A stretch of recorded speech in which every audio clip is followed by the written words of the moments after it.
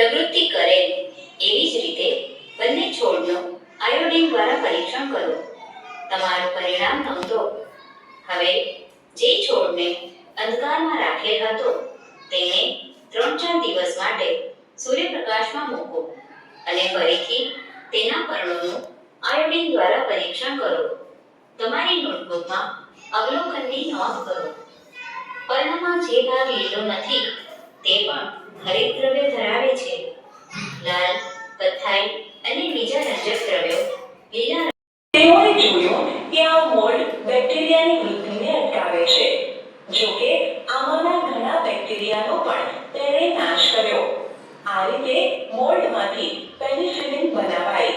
પાલતુ પ્રાણીઓ તેમજ મરઘામાં સૂક્ષ્મ જીવોનું સંક્રમણ રોકવા માટે પણ તેમના આહારમાં એન્ટીબાયોટિક્સ મેળવવામાં આવે છે, જેનો ઉપયોગ પશુઓમાં સૂક્ષ્મ જીવોનું સંક્રમણ રોકવાનો છે. તેનો ઉપયોગ વનસ્પતિમાં રોગ નિયંત્રણ માટે પણ કરવામાં